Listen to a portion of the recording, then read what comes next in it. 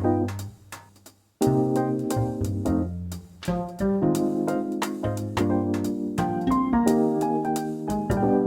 up, bitches? Welcome back. If you are new here, my name is Itanim. I am 28. I live in this shoebox here in Copenhagen, Denmark. The tour will start shortly after a little math gymnastic session where we talk about what do I actually get and how much am I paying for it. Now, I put this tracker on my camera, but maybe it's a little annoying. I'll take that off. So how much do I actually have of a living space? Well, that's an interesting question, isn't it? On my contract, it says 44 square meters. You know, that is capitalism square meters. You know, you have to convert that. So the actual living space I have is a whopping 25 square meters. Yes. Thank you very much. Now to the price of it, because how much of your hard-earned money do you have to spend every single month to live a place like this? Well, people always say you can't really buy happiness, and that's true, okay? Because you can't buy this for money. You have to pay a fucking kidney. Jokes aside, it cost me 8,100 to live here, and then I have heating and water on top of that for 900 kroners. But the lucky thing, the privilege I have of living in Denmark, well, the privilege being paying an insane amount of taxes on my monthly salary, but that also gives me a reduction in my monthly rent, which is 1,053 kroners. So I will put on the screen exactly how much it is, because I don't know, I just pay. And now for the tour you all waited for. Let's go into the hallway. Hallway is really the least interesting part of this place, so we're not gonna spend long, but I just wanted to share with you the beautiful architecture out here. It's really stunning when you think about it. Having a scene amount of piping, which really helps to decorate the place in what was advertised as this New York style kind of thing. And for this price, it's actually quite alright, don't you think? Anyways, you come through the door here, which that's how doors usually work. And then to your left, you can hang your coats and jackets. It's really just a place where I accumulate a lot of shit. Now, in these tours, I don't like to clean. So what you're going to see here is how I live every day. And this is how it looks every day, because who the fuck would put this away? I use it every single day. Now, to the right in the entrance hall is the first and only bathroom. And here we have again these stunning details that really gives this New York style vibes. Jokes aside, I actually really do like these red tiles. Behind the shower we have the getting ready station, which features the world's smallest sink, which is actually cool because I always wanted to live in a camper van. Besides that, it also contains a whole lot of fucking products because I am officially working on my application for some kind of horror program on TLC. All jokes aside, I'm actually very happy for this setup. Could it be cleaner? Yes. But you know, we're not striving for perfect here. This is how it looks in my everyday life because I live by this saying called out of sight, out of mind. So if I don't see all my products, I simply do not use them. Exit in the bathroom, you will find yourself in the kitchen, which we only have 25 square meters here, okay? So you are going to bump into things sometimes. But this kitchen is actually really great. I absolutely love it. Do I use it? No, but that's because my ancestors made sure that women had to work. So now I only know how to dish up with a mediocre social media plan and not really anything nutritious in the kitchen. Jokes aside, I actually do know how to cook. I don't know why there's this thing in my friend group where people are like, oh, but Caesar can't cook. Yes, she can. She just chooses not to because I think it's boring to stand alone, spend an hour and a half doing all these delicious things and then sit down and be like, this is delicious. Oh yeah, hi nobody. And then you have to do the dishes afterwards. As you can see, I have a stove and also a full functioning oven that has an alter ego as a microwave. I will say though, when I moved in, I was very hesitant because I've had a company oven before and it was not really the best experience. So I was like, fucking hell, I'm not really, like the buns aren't going to be bunning. Okay. But this one from Siemens, those Germans, they know how to make good quality, okay? Now this, ladies and gentlemen, is my coffee station, or my cafe, as I like to call it. It's actually one of my favorite things in my whole flat, and it all started because I wanted to get this espresso machine because for the last year, I've been working at a coffee roastery, and I wanted to just get something I could play around with at home. And as you can see here again, is quite organized. I like things to be in order, but then if you know, you go a little bit further down, you see this is my Monica cabinet. Fuck. That actually hurt. I got this right into my bath. Right opposite the kitchen, we have the walk-in closet, or maybe the walk-through closet. This again is a place for organized mess. So I like to just put it in there and like try to forget it's there. And then we also just have my wardrobe slash kitchen cabinet, because why do you not need your pots and pans when you're getting dressed, right?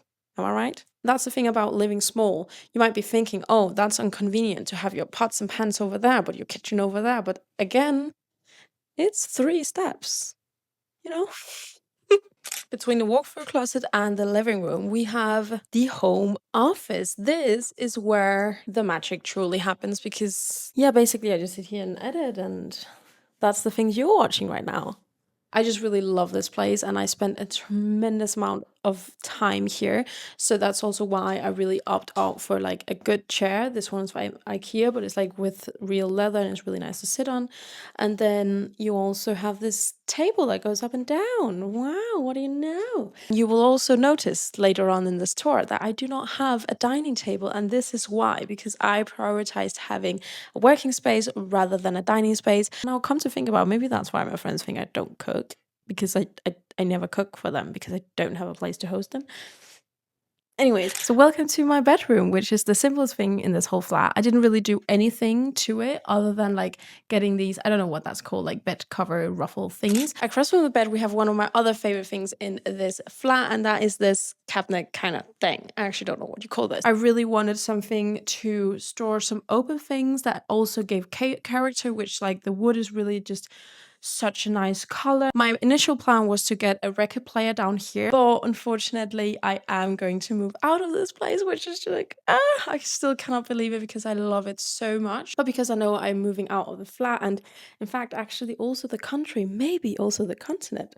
Stay tuned for that. I just chose not to get the record player, even though like just imagine that, like putting that on and just sitting in my living room being like, oh, I would love that. Underneath, as you will see, we have these sliding doors. Sometimes we just have those things where we just don't know what to do with them. Same thing goes in the office. I forgot to show you, but I, for example, have this box, which is filled with all the little bits and bobs I have for my cameras, for like all of my equipment, my SD cards, my external hard drives, all of my cables are in that, because then when I need a cable, I don't have to look in here because I know there's no cables in there. All of them in there. And this is just how I structured my living space in this flat. I really took some time to sit down and be like, what do I need? Like, how do I like to live? And I feel that in my old flat because there was just shit everywhere and I was constantly stressed, but I also didn't know how to clean it up because I didn't have a designated place for everything. So now everything has a designated place, and if it doesn't, it goes into the cabinets where you don't see them. So welcome to my living room. This is kind of split into 2 places. So we have this side with the blue chairs. Let's call that the blue side. And then over here, we have the orange couch, which is the orange side. When I got this couch, I was actually told that this flat was big. I specifically said, what are the measurements in the flat? And they gave me the wrong ones. Love that for me. So I ordered the sofa thinking, oh, I have plenty of space for both the sofa and the blue chair.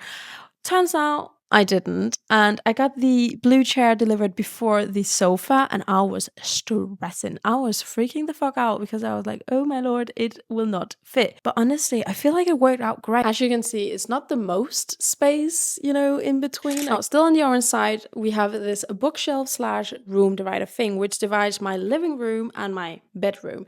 Now, a lot of people always ask me, why would you want people to walk past your bed? First of all, bold of you to assume I have people over in the first place, you know. This place is for me. Oh, I did actually in the beginning have the bed at the window because that's what everyone said. Tried it and I was like, first of all, I cannot open the window. Second of all, I just end up spending a lot of fucking money by turning all my lights in here to have lights in my fucking living room when I could just simply swap those two and have this gorgeous light called the sun. So here we have all of like the greenery. I really just love to have like plants. I love to have plants. Okay, I love to have living things. Like, look at this little fella. It's so cute. Just to show you a little bit more detail, we have this lamp, which I thrifted. I know what the hell. It fits perfectly with the color scheme. And then I just have different kind of like art and, you know, travel memories and things that have like sentimental value for me, you know. And that pretty much concludes the whole tour of this shoebox. Honestly, I know it's my own place, but I really, really, really love what I did in this place and I feel so at home. And I think this is the first time I really just felt like this is my place. And that's also why it's aching my heart that I have to leave it. Obviously, I chose it myself.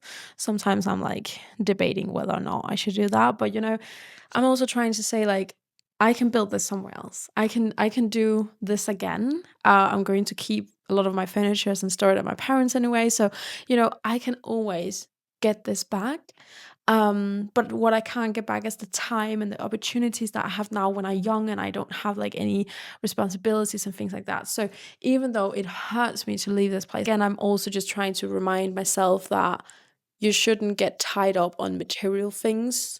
Life isn't supposed to be left inside a shoebox. So when the time is, I will come back and create something just like this, and I will be equally as happy about it. When I moved in here, I did not think that was possible. I was stressing a little bit because I was coming from a bigger flat and this just seemed very small for a very big amount of money. But after I decorated it, I just realized, holy cricket, you can do a lot with nothing.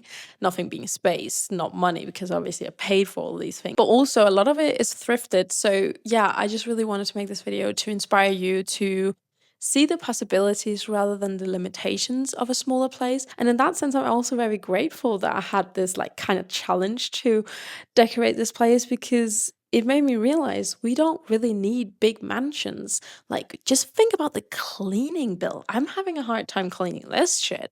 Imagine if I had like 10 different rooms. Like, are you kidding me? And don't even get me started on all the things I would fucking lose. Like, can't even find my keys here. I store my passport in my fridge so I don't lose it.